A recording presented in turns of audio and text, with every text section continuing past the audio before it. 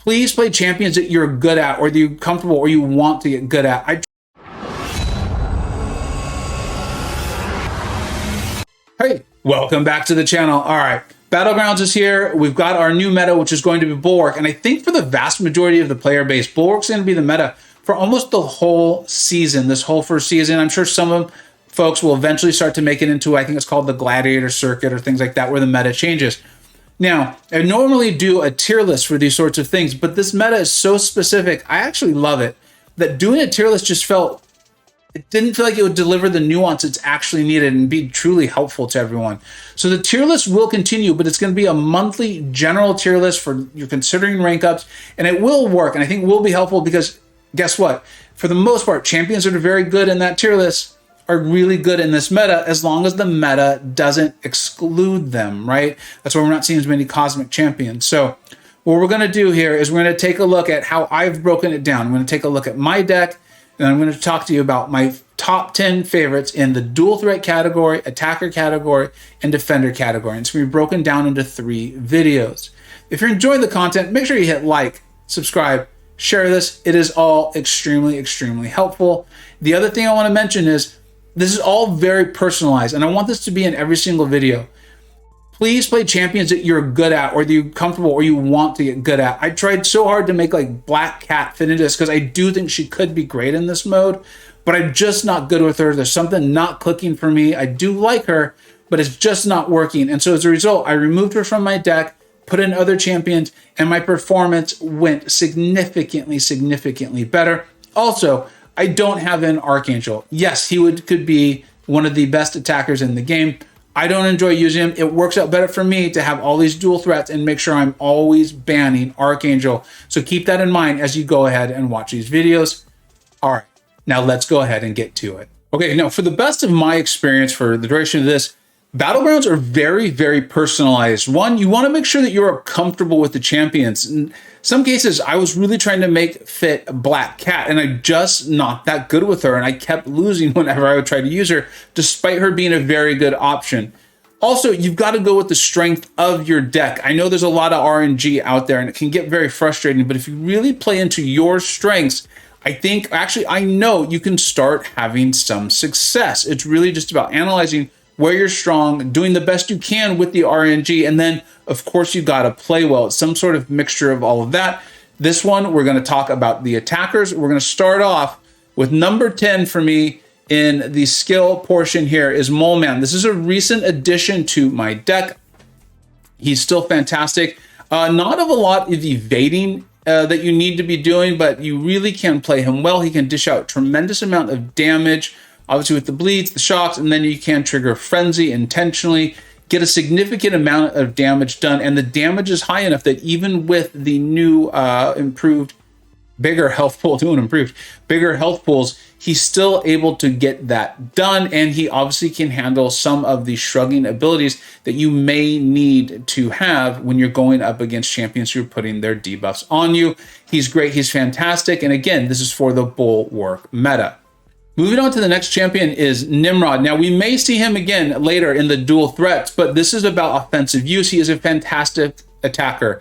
As I talked to you about, I pulled him very early. If you've seen my channel, you know this. I call him the Tech Torch, and honestly, I'm beginning to wonder if it's the other way around, if Torch is the science Nimrod. But anyways, that's a discussion for another thing. He handles healing if there's prowess, and then mutants. The only mutant I don't enjoy using him against is Bishop, but Bishop has his own unique problem. We can talk about that another time. Nimrod is fantastic. And then also, if you really get stuck with these bigger health pools, you can use his SP2. Make sure you can trigger both of your protocols, and you will land that nice big passive shock. You have the higher Sig Nimrod too. That's increasing the damage. I think it's the potency and the duration. He's fantastic, can really help you out in a lot of fights that aren't just mutants, but he is handling, destroying, Nimrodding those otherwise troublesome mutants for you.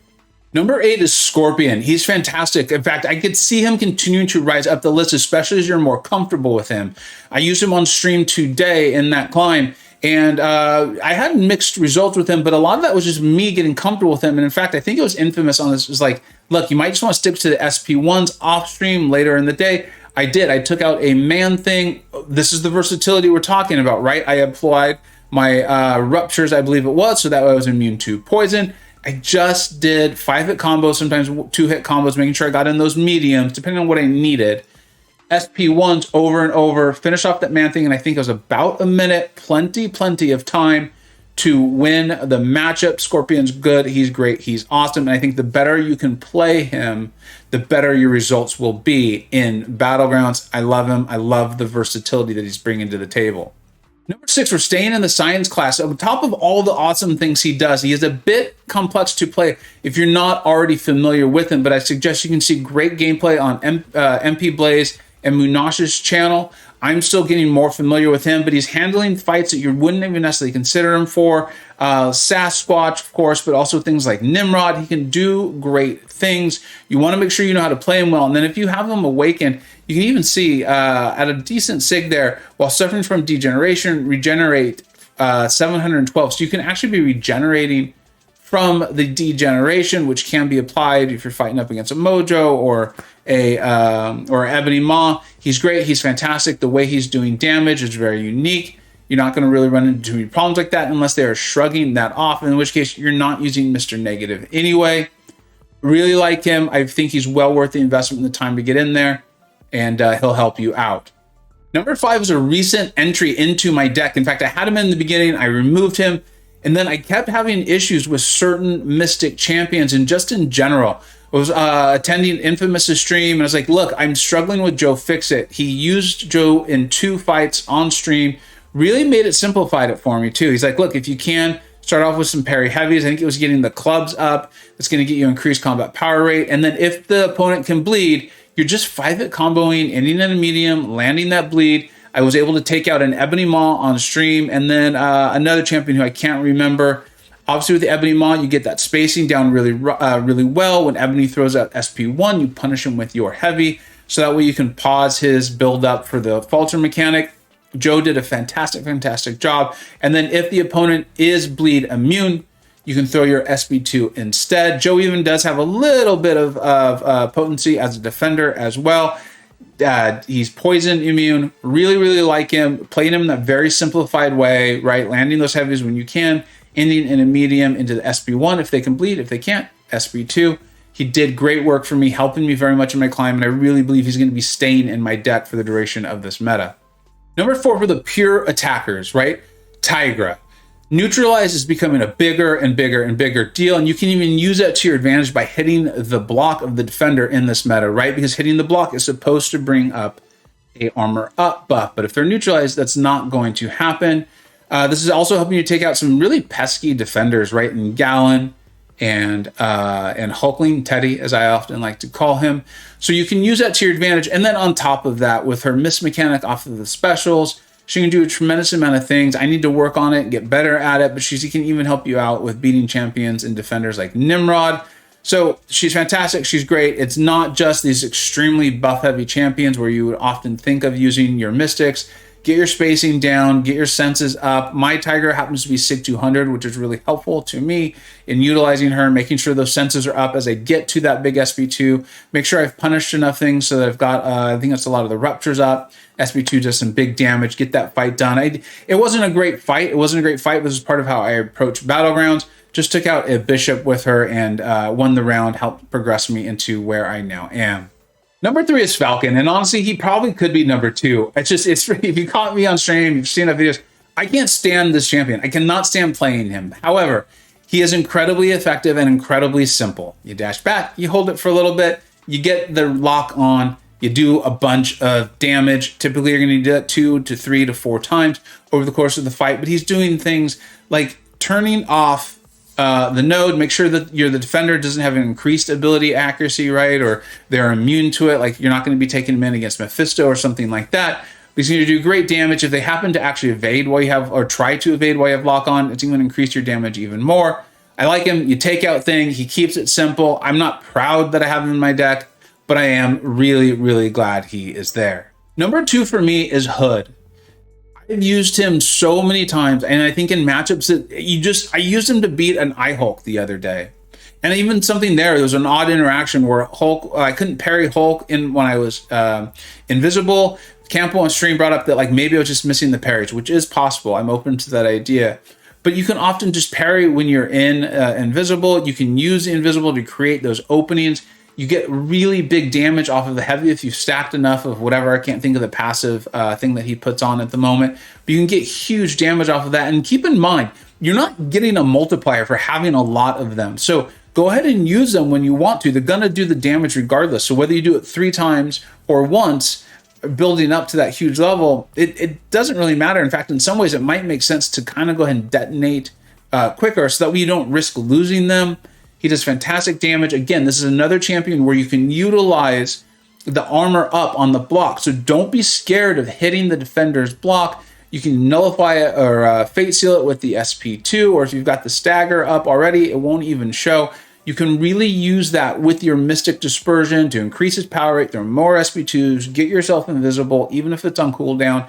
He's fantastic. He's great. I've used him to take out a variety of champions, including Gore, who I know is considered a relatively tough defender. I'm really glad he's in there. The bigger health pools have made him less like eye popping, you know, like just this crazy fast kill. But that's fine. That's happened to all the attackers. Keep that in mind. You just kind of rinse, repeat with him. You do that 2-3 times. You're good to go. You're fine. I'm really happy. I'm glad I have Hood. He's filling a very specific role, and he does an excellent job for it. Now let's get to number 1. This guy's number 1, and I got to tell you, he's on a tier by himself. Like if I had put these into tiers, this is the tier above all. It's the Gallon tier. He owns it. Now here's the thing. When I was going after him and Quicksilver, I was very open and honest. I said, I want Gallon. Gallon is the one I'm most excited for because when I did some very brief testing, I was like, this guy is going to destroy war fights and he's going to destroy Battlegrounds. Even if they increase the Battlegrounds health pool, he does so much damage quickly, especially where he's designed to do it, right? Against those tech champions or anyone who's trying to trigger his immunities, he's going to power up. Now, this current meta, if you hit the block, they put on a armor up buff. The Mystics can nullify it or stagger it or whatever and use Mystic Dispersion to get more power. Gallon, on the other hand, just gets stronger, quicker, bigger, stronger, faster, okay? The only thing I'll do, and I still make the mistake despite having used it many times, is I sometimes hit the block that 5th time, and then that explodes the node. You don't want to do that. Hit 3-4 times.